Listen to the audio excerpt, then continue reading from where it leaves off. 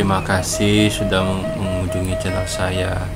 Setelah melewati kota Bekasi dan Kabupaten Bekasi, akhirnya saya juga sampai di Kabupaten Karawang. Bagaimanakah profil Kabupaten Karawang? Begini profilnya.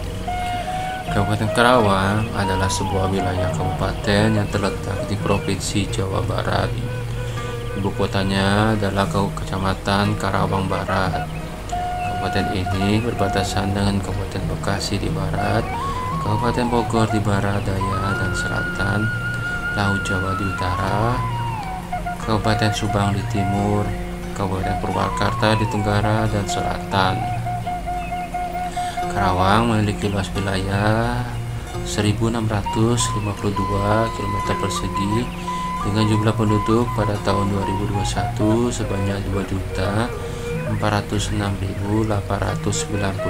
jiwa dan kepadatan penduduk 1.457 jiwa per kilometer persegi.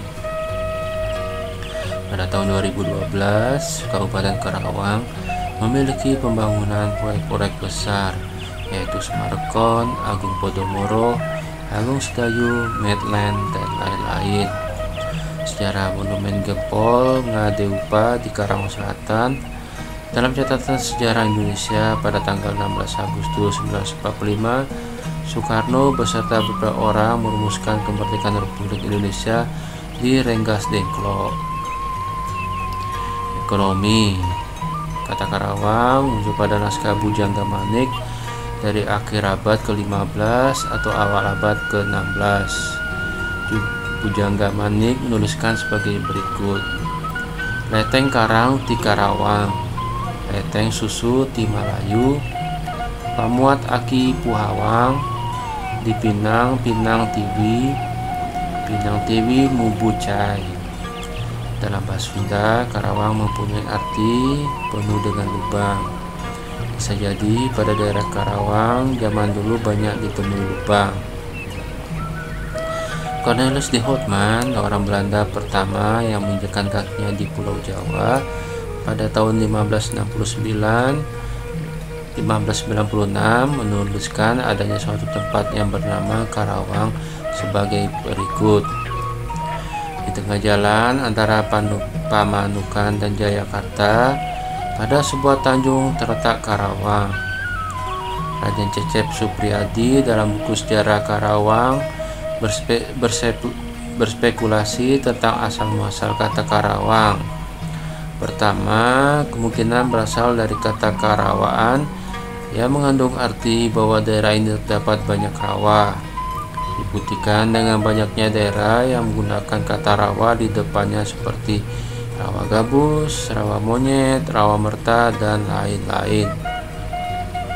Selain itu, berasal dari kata kera dan uang yang mengandung arti bahwa daerah ini dulunya merupakan habitat binatang sejenis monyet yang kemudian berubah menjadi kota yang menghasilkan uang, serta istilah sarapan yang berasal dari Belanda seperti karavan dan lainnya.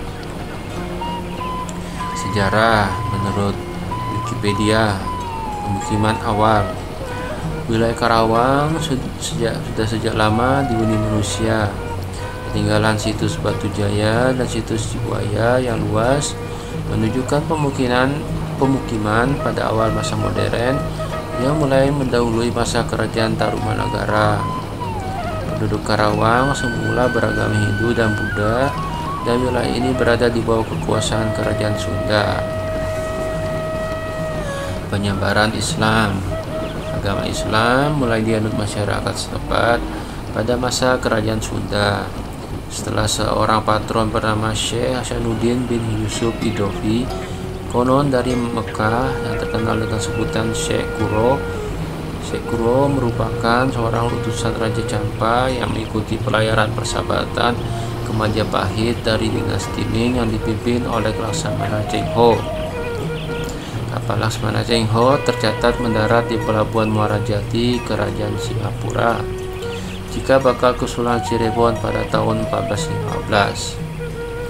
Ketika kapal sudah berada di Pura, Karawang, Syekh Kuro beserta pengikutnya turun dan tinggal untuk menyebarkan agama Islam di wilayah Pura, dan kemudian menikah dengan putri Ki Gede Karawang yang bernama Ratna Sondari dan meluaskan pengajarannya hingga ke wilayah Pura Dalem, pedalaman Pura. Kemudian mendirikan pesantren di desa Pulau Kelapa, sekarang masuk kecamatan Lemah Abang, Kabupaten Karawang. Dari pernikahannya dengan Ratna Sondari, Syekh Kuro memiliki seorang anak yang diberi nama Ahmad. Ahmad inilah yang kemudian dikenal dengan nama Syekh Ahmad atau penghulu pertama di Karawang. Syekh Ahmad pernah diperintahkan oleh ayahnya untuk membantu Syekh Nurjati atau Syekh Datu Kahfi di Pesambangan, sekarang masuk wilayah Kecamatan Gunung Jati, Kabupaten Cirebon. Hubungan penyebaran Islam di Karawang dengan Kesultanan Cirebon. Putri Ki Gede Karawang yaitu Ratna Sondari memberikan sumbangan hartanya untuk mendirikan sebuah masjid di Gunung Sambung. Letaknya berdekatan dengan Gunung Jati atau dikenal dengan sebutan Nurgiri Ciptarengga yang bernama Masjid Dok Jumeneng atau Masjid Sang Sakaratu yang sampai sekarang masih digunakan dan terawat baik. Syekh Ahmad, anak Syekh Kuro dengan Ratna Sondari, kemudian berkeluarga dan memiliki seorang putra bernama Musanuddin. Musanuddin inilah yang kemudian menjadi lebaj di Kesultanan Cirebon dan memimpin Masjid Agung Sang Cipta Rasa pada masa kepemimpinan Sultan Gunung Jati. Pengangkatan juru kunci di situs makam Syekh Kuro dikuatkan oleh pihak Keraton Kanoman Cirebon. Syekh Kuro memberikan ajaran yang kemudian dilanjutkan oleh murid-murid Wali Songo. Makam Syekh Kuro terletak di Pulau Bata, Kecamatan Lemahabang. Pembangunan pos dan pendukuhan di Pisangan Sedari Karawang. Pada tahun 1518, Syekh Syarif Hidayatullah mengutus Jainapura yang merupakan muridnya yang berasal dari Kudus untuk membuat sebuah pedukuhan di dekat laut di wilayah ujung Karawang yang sekarang berada di sekitar Pisangan Sedari Karawang. Pedukuhan yang dibangun oleh Janapura kemudian menjadi pos Kesultanan Cirebon di wilayah pesisir utara bagian barat. Pedukuhan pertama dibuat oleh Janapura adalah Pedukuhan Pisangan setelah 10 tahun menetap di Pisangan. Kedua putri dari Janapura yaitu Dewi Sondari dan Andi Dari datang berkunjung.